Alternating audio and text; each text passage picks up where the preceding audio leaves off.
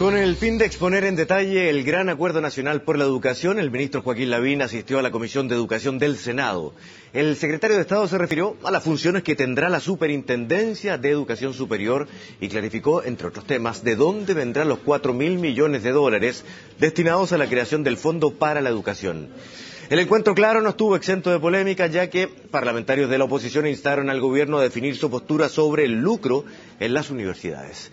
Queremos analizar, hacer un poco de historia, la propuesta del gobierno en esta materia, además de las movilizaciones estudiantiles, en sus orígenes a lo mejor, y para eso nos acompaña en CNN Chile el exministro de Educación del gobierno de Eduardo Frei Ruiz-Tagle e investigador de la Universidad Autónoma de Chile, Ernesto Schiefelbein. Gracias por estar con nosotros. Gracias, Claudio. Bueno, ¿cómo ve el conflicto hasta ahora? Ya es por todo el mundo conocido, tenemos dos revoluciones pingüinas, pero no solamente los pingüinos, los estudiantes universitarios también han puesto sus temas sobre el tapete. Da la impresión que el gobierno saca un paquete de medidas que puede dejar conforme en cierta parte a los rectores, pero eso no significa que deje conforme a los estudiantes, que son los promotores de estas demandas. No hay duda de que el conjunto de propuestas es impresionante. Uno ve una lista de propuestas y además la cifra, 4.000 millones de dólares, es también una cifra considerable. Sin embargo, cuando uno lo compara con el problema, como que hay poca relación. Por ejemplo, si uno ve hoy día a los 3 años de edad, uno sabe que la mitad de la población nunca va a llegar a la universidad y que la otra va a llegar. Y los que están presentando una posición crítica es aquella mitad que llega, pero están presentando los problemas que ellos tienen, no los de la otra mitad que no llega. Ese es un punto importante, porque cuando uno lee los titulares hoy sobre la explicación del ministro Lavín en la Comisión del Senado, lee 720.000 alumnos van a ser beneficiados de aquí al 2014. 720.000 alumnos. Pero eso no soluciona ni siquiera una parte del problema, me dice usted. ¿El problema cuál es? El problema es que hoy día Chile, por la información del PISA, esta prueba que organiza la OCDE y que se aplica en muchos países, se sabe que Chile es uno de los países más desiguales. Lo que no se sabe es que un requisito básico para ser un país democrático es que la gente pueda leer la información y se pueda informar de cómo va a emitir su voto. Bueno, la mitad de los chilenos no lo puede hacer, formar opinión. Cuando se pregunta, ¿Chile es un país alfabetizado? El mundo dice sí, el 95% está alfabetizado. Esa es la cifra que todos manejan. Cuando uno mira las cifras del CIMSE, descubre que la mitad en 4º grado no puede leer, no puede comprender un texto.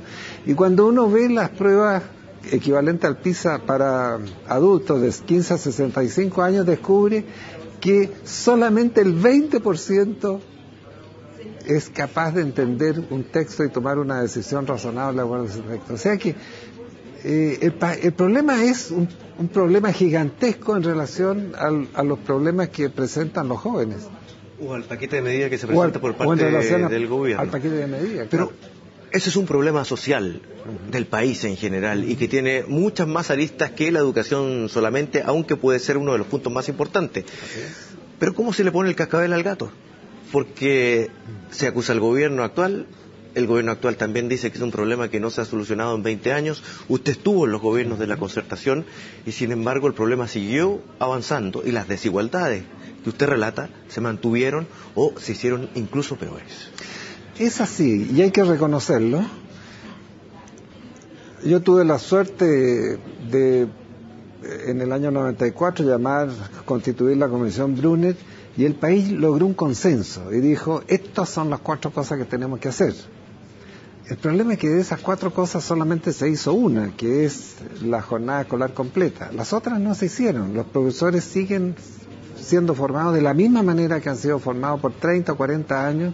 No hay textos que correspondan a lo que necesita un estudiante hoy día y tampoco se cuenta con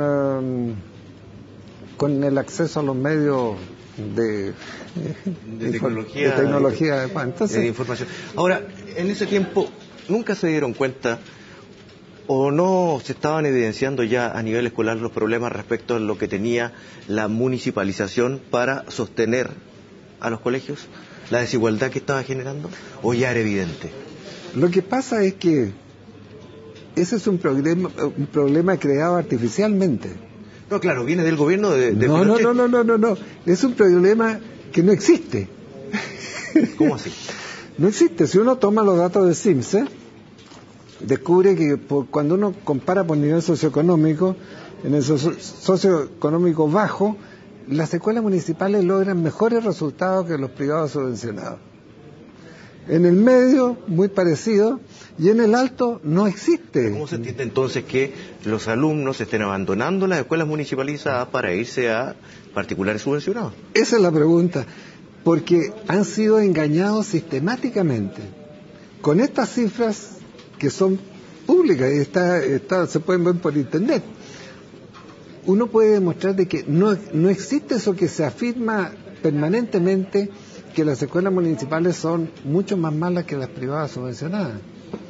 Solamente lo que pasa es que las municipales atienden a grupos de nivel socioeconómico más bajo. Todos los que no atienden las privadas subvencionadas tienen que ir a las municipales. Y entonces es un problema de grupos atendidos. Lo que pasa es que ni una y ni otra, ni las municipales ni las privadas subvencionadas son capaces de compensar las diferencias que se generan cuando llegan a la escuela. Un hijo suyo, un hijo mío llega con 3.000 o 4.000 palabras a primer grado. Los hijos que van de sectores rurales y urbanos marginales a las escuelas de nivel bajo y medio bajo llegan con 500 o 600 palabras. Y la escuela no es capaz de compensarlo. Pero eso es para ser honrado, ni en Chile ni en Estados Unidos. Pero eso es un tema, pero el otro es la capacidad de financiamiento de estas mismas escuelas municipalizadas. Hemos visto las imágenes, han hecho reportajes, algunas escuelas como símbolo de un mantenimiento incluso para servicios de aseo o higiene básicos que no existen. Y eso es porque la municipalidad la han denunciado. Todos no se sustentan y no pueden hacerse cargo de la educación. Eso se detectaba ya, se veía venir.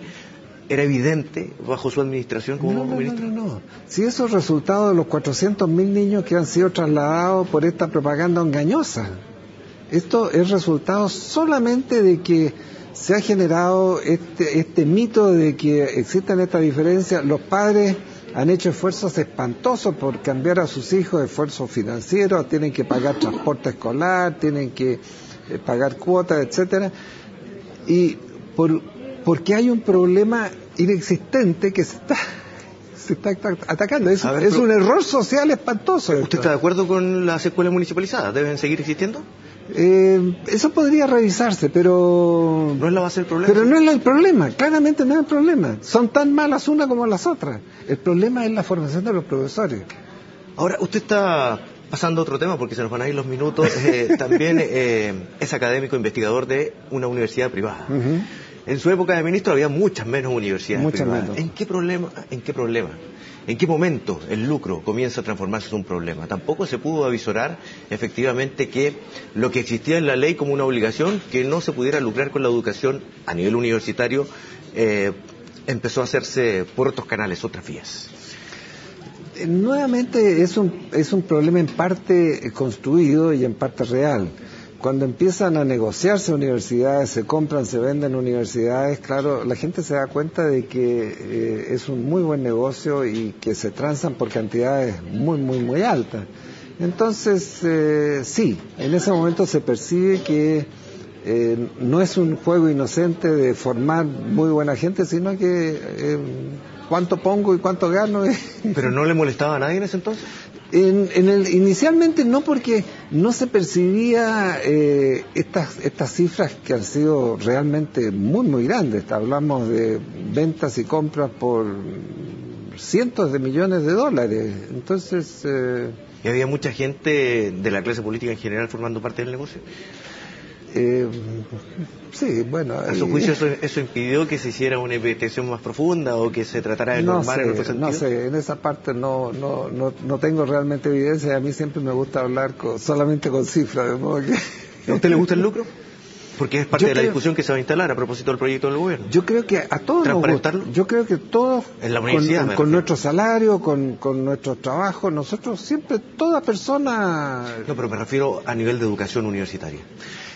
Lo que yo veo es que ni aquí, en casi ninguna parte, el lucro en sí es un problema.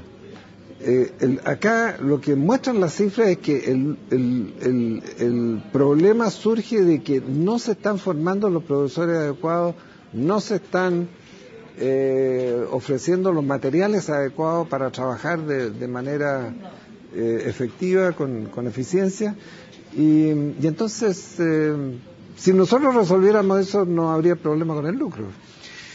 Don Ernesto Schiffelbein, muchas gracias por conversar con nosotros. Obviamente se nos fue la conversación con muchos temas todavía por tocar, pero le agradezco de todas maneras por estar con nosotros esta tarde. Gracias, Claudio, muy amable. Bien, y estamos despidiendo ya esta emisión informativa. Muchas gracias por la compañía, como siempre, y lo invito a que continúe con nosotros porque ya viene CNN Prime.